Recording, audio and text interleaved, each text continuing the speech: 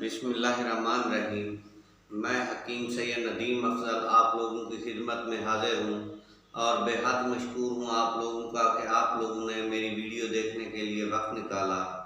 नाज़रीन, आज एक बार फिर मैं आताश का नुस्खा लेकर हाजिर हुआ हूँ, क्योंकि मैं चाह रहा था कि जितनी भी आताश के नुस्खों की सीरीज़ है, जितने भी VDRL के नुस्खा जात हैं, वो एक तरतीब से शेयर कर दूँ और उसकी प्ले लिस्ट भी बना दूँ, ताकि जो सीक्वेंस है चलता रहे।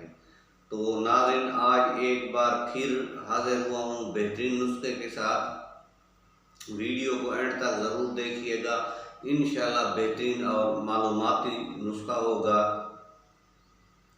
तो नाज़रीन, सबसे पहले मैं आपको बताता चलूँ, VDRL में TPHA पॉजिटिव हो जाता है और TPHA का जो तस्वुर तिब जदीद कहती है ये नेगेटिव नहीं हो सकता, और हम तबीब लोग कहते हैं कि ये नेगेटिव हो जाता है।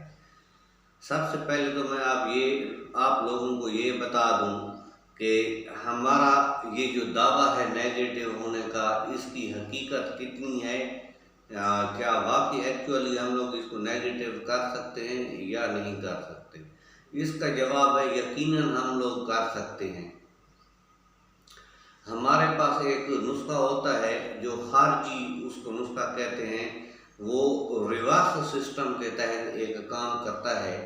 जब TPHA पॉजिटिव हो जाता है तो जो उसके एंटीबॉडीज बनते हैं जरासीम के, वो सेल्स की जो मेम्ब्रेन है उसमें चिपक जाते हैं, और जब सेल मेम्ब्रेन में चिपके हुए होते हैं तो वो उतरने का नाम नहीं लेते और वो जिस्म में रहते ही रहते हैं।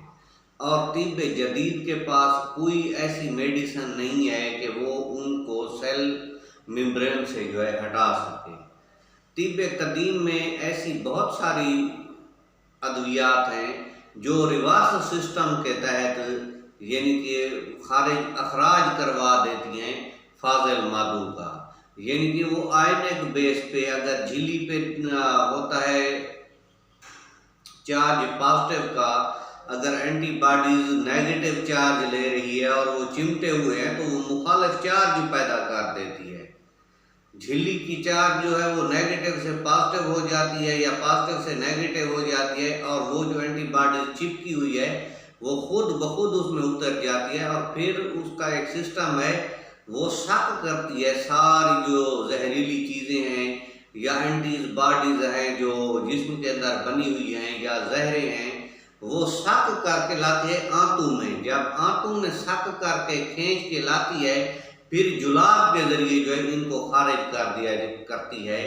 इसी तरह हम PCR नेगेटिव हेपेटाइटिस का भी करवा सकते हैं, और सेम तरीका है कि अगर टाइफाइड मरीज का पॉजिटिव हो जाए तो वो एलोपैथिक वाले कहते हैं नेगेटिव नहीं होता, तबीब हजरात नेगेटिव कराते हैं। इसी तरह हम VDRL और TPHA भी नेगेटिव करा देते हैं और हो जाता है मुकम्मल। और बहुत सारे मरीजों का मैं खुद भी नेगेटिव करा चुका हूँ। जितने लोग बाहर जाना चाहते हैं तो वो अक्सर मुझसे मेडिसिन मंगवाते हैं और उनका TPHA नेगेटिव हो जाता है। बारहा इसको तजर्बा किया गया है और इसको आजमाया गया है।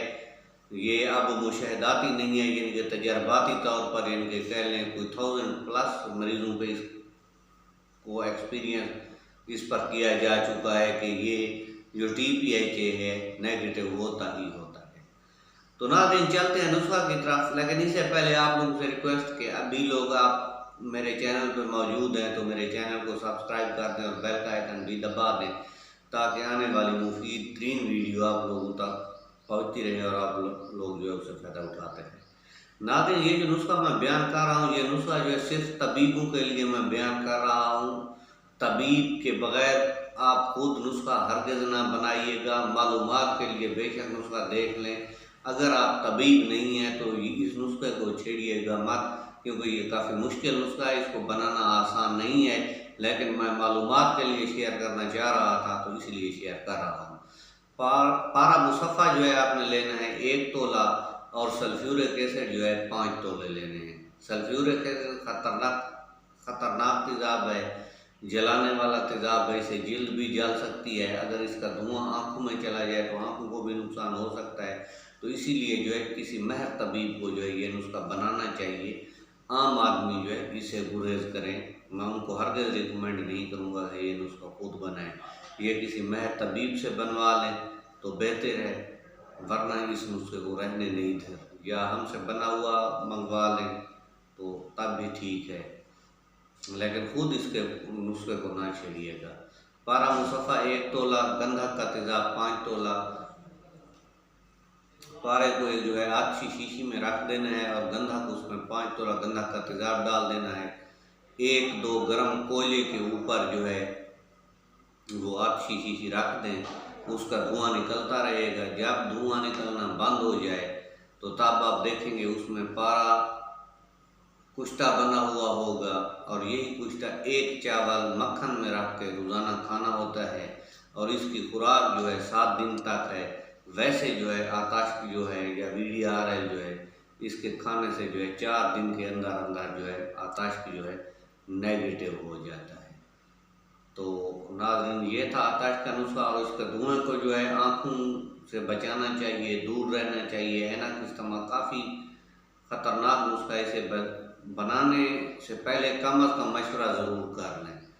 किसी तबीब से मशवरा कर लें तो बेहतर है, या तबीब को कहें वो खुद बनाए, से आम आदमी ने छेड़ना नहीं है। तो नाज़रीन, ये था आताश का नुस्खा। अगर वीडियो अच्छी लगी हो तो लाइक ज़रूर कर देना। अगर आताश के और नुस्खे भी देखना चाहते हैं तो मेरे इसी चैनल पे आताश के बहुत सारे आसान नुस्खे भी मौजूद हैं जो आम आदमी भी बना सकते हैं। वो नुस्खे देख लें और वीडियो वो देख के नुस्खे बना लें। मुफीद 3 नुस्खे भी हैं और आसान 3 नुस्खे भी हैं। तब तक हकीम से नदीम मतलब को इजाज़त दीजिए। अल्लाह आपका हामी नासिर हो। अल्लाह ने गमा।